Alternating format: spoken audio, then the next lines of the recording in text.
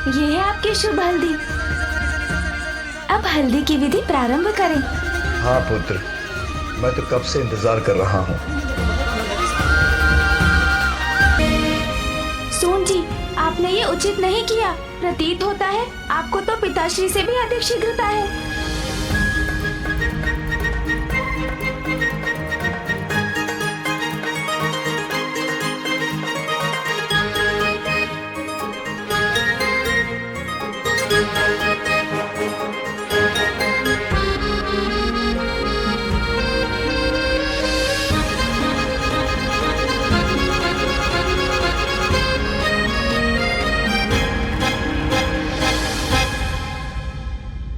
बस गणेश, हो गया, शीघ्रता करो।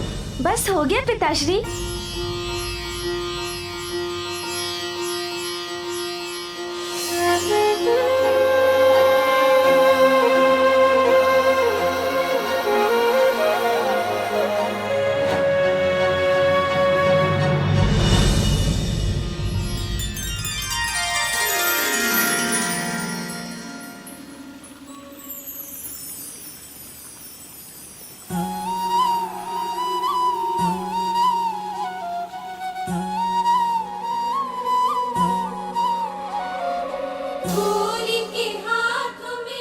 अब आप सब भी हल्दी लगाकर हल्दी की रस्म को पूर्ण कीजिए।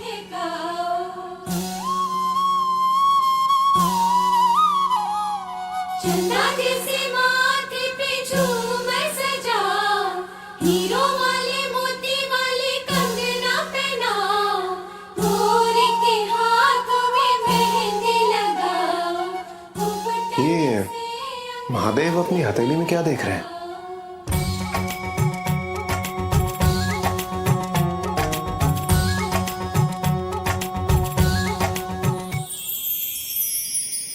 अद्भुत है, मनोहारी है देवी पार्वती की ये छवि।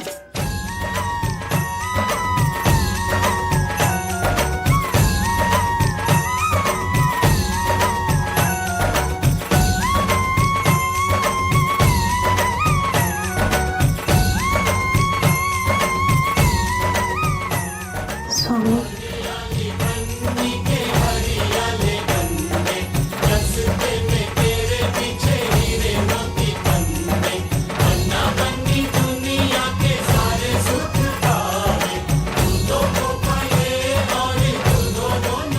ये हल्दी तो आप पर बहुत शोभा दे रही है देवी पार्वती।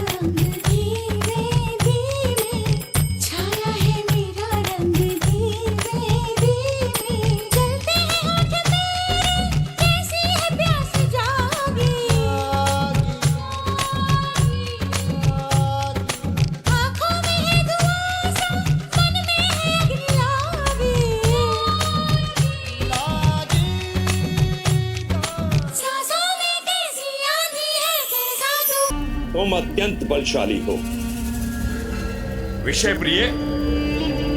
तुम्हारा मायावी बल तो किसी को भी छल सकता है। आज धम्बासुर का दम और भी विशाल हो गया। धम्बासुर का विश्वास और शक्ति के आधार खम हो तुम। अनुचित है दम, विनाश का कारण बनता है, ऐसा कहते हैं मेरे मित्र, किंतु असंभव है। ऐसे पराक्रमी पुत्रों के पिता का विनाश उसका भी दम न करूं तो अनुचित होगा। दम, दुस्साहस दुराचार, मेरे जैसे असुर को यही गुण शोभा देते हैं। मेरा दम, मेरी शक्ति, मेरा कवच है, मेरा कवच है, मेरा कवच है। महाराज, एक संदेशवाहक कोई सूचना लेकर आया है। कहो। महाराज, समाचार सत्य है। महादेव संपूर्ण देवताओं और गणों के साथ कैलाश से प्रस्थान करने वाले हैं।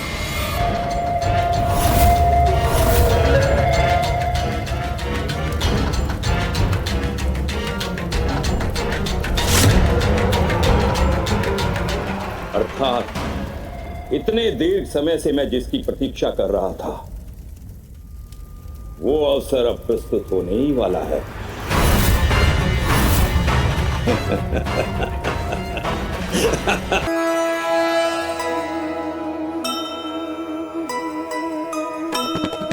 शिव शक्ति का मिलन पुनः संयोगा,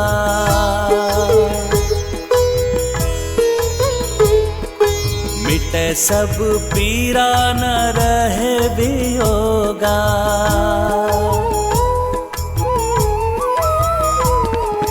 कैलाश गणित झूमे गाए, माता को भी सब देवी सजाए।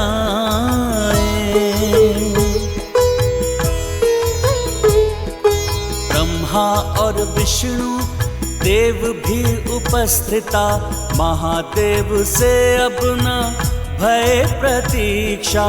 आज गजानन भी देखो हर्षाए, माता पिता को जब हरिद्रा लगाए। जय गणेश जय गणेश जय गणेश देवा, माता जाति पार्वती पिता महादेवा।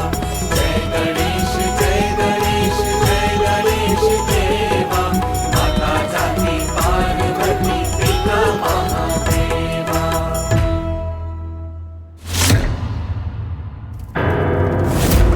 विवाह महादेव करें तो करें विवाह, उससे हमें क्या पिताश्री।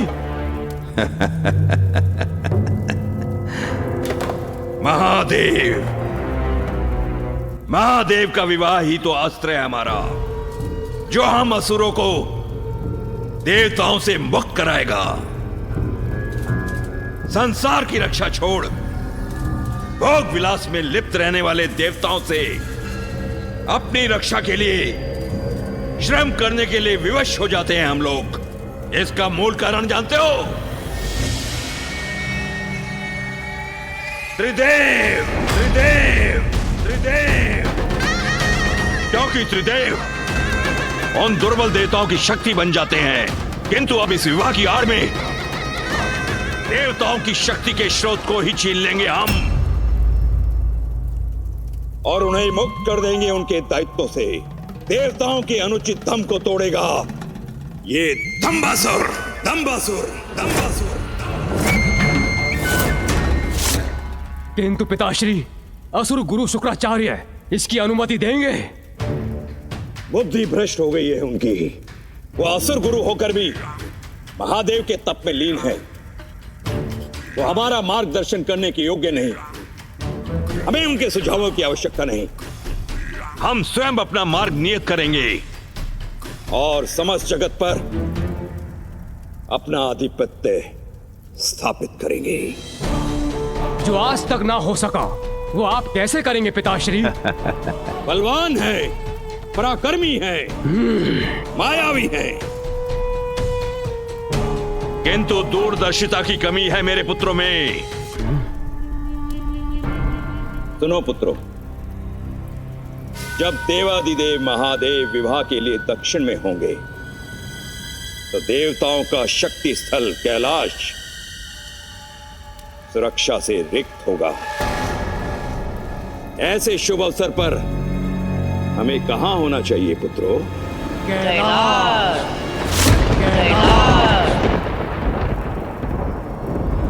कैलाश पर विजय पाते ही समस्त ब्रह्मांड पर आधिपत्य स्थापित होगा हमारा, केवल हमारा।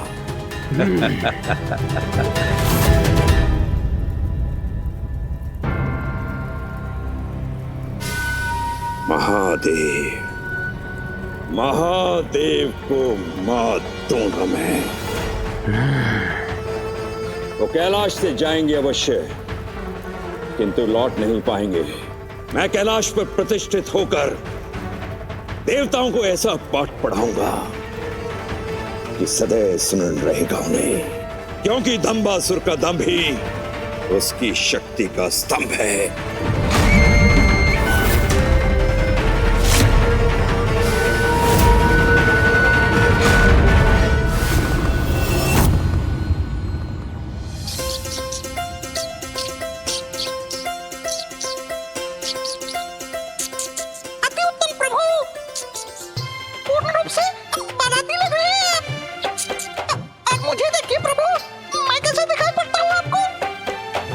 अति उत्तम मूषक जी, अद्भुत।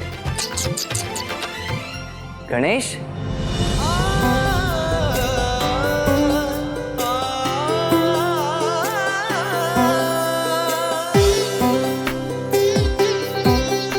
प्रस्थान करने का समय हो गया है गणेश, और तुम अभी तक तैयार ही हो रहे हो। आप तो सज्जित भी हो गए भैया। गणेश, भला मुझे क्यों समय लगेगा, क्योंकि विवाह तो हमारे माता पिता का है ना। चलो अब शीघ्र चलें। हाँ भैया, चलते हैं। अब चलो भी गणेश, चलो आओ।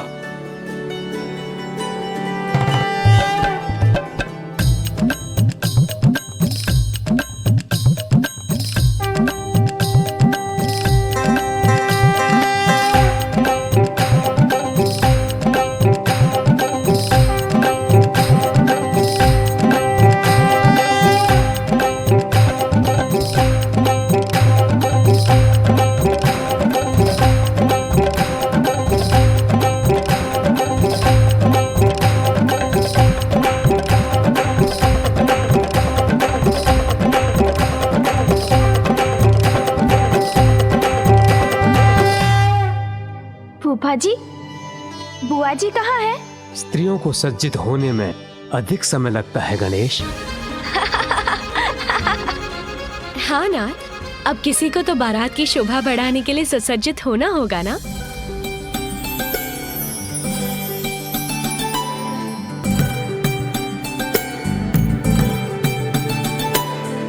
आप सबका स्वागत है। सत्य कहा बुआ जी, आपका सौंदर्य अनुपम है। परंतु वर कहीं नजर नहीं आ रहे हैं। उन्हें भी सज्जित होने में समय लग रहा है क्या? मैं तो कब से तैयार हूं नारायण।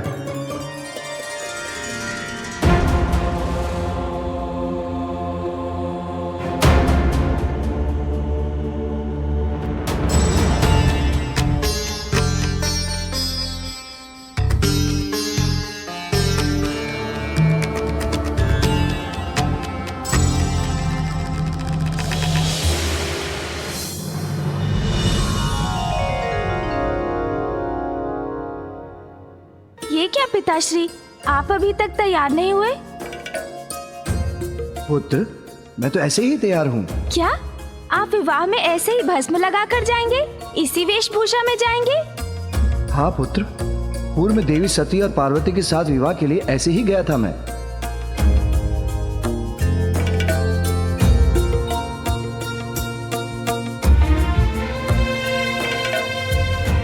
पिताश्री, इस बार तो कुछ परिवर्तन हो सकता है ना? मैं उचित कह रहा हूँ ना मामा जी? उचित है गणेश। महादेव, पूर्व में बारात लेकर तो आप ऐसे ही गए थे, परंतु वहां आपने अपना मनोरम रूप भी तो धारण किया था। हाँ, वो देवी मैना के कारण करने पर विवश हो गया था, किंतु इस बार तो रूप धरने का कोई कारण भी नहीं। नानी जी के कारण? हाँ पुत्र, तुम्हारी नानी ने जब इन्हें इस रूप में देखा तो सशंकित हो उठी और देवी पार्वती से इनका विवाह करने से मना कर दिया। परंतु मेरे आग्रह करने पर जब इन्होंने अपना दिव्य मनोरम रूप धारण किया, तब कहीं जाकर तुम्हारी नानी ने शादी के लिए हाँ कहा था। पिताश्री, हमें भी दिखाइए ना अपना दिव्य मनोरम रूप, हम उनसे वंचित क्यों रहे? हाँ पिताश्री, माँ भी आपका दिव्य रूप देखकर प्रसन्न हो उठेंगी। नहीं पुत्र कार्तिकेय, नहीं गणेश, मैं ऐसे ही जाऊंगा। हम पूर्व से ही विलंब हो रहे हैं। अब मैं वस्त्र परिधान में अपना और समय नहीं गंवा सकता। गणेश, प्रतीत होता है पिताश्री इतनी सरलता से नहीं मानने वाले। हाँ भैया, किंतु हम भी उनके ही पुत्र हैं, हम भी उन्हें विवश कर देंगे। इसका कोई ना कोई उपाय तो अवश्य होगा। शीघ्र हमारी बुद्धि को कोई युक्ति अवश्य प्राप्त होगी। हाँ गणेश, जब तक पिताश्री अपने रेशमी वस्त्र और आभूषण धारण नहीं करेंगे, हम उन्हें विवाह मंडप में स्थिति नहीं होने देंगे। ऋषिवर अत्रि, देवी अनुसुईया,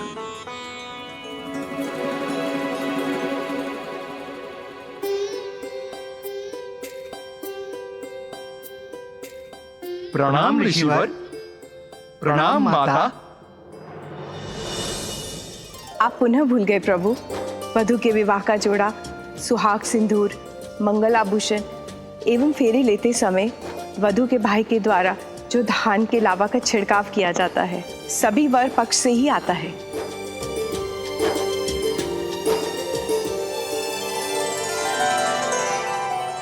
धन्यवाद देवी। देवी अनुसुईया, अब महादेव की आरती कर इस बारात का मंगल आशीष कीजिए।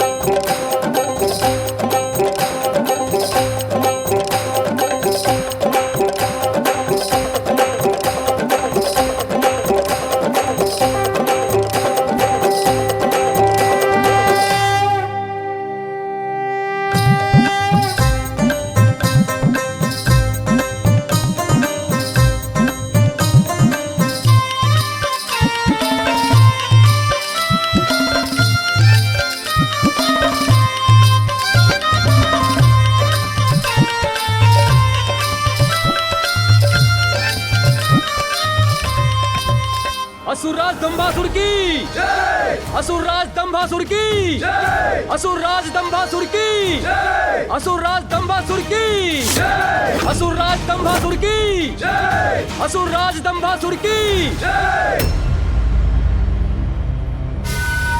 कैलाश यात्रा प्रारंभ हो।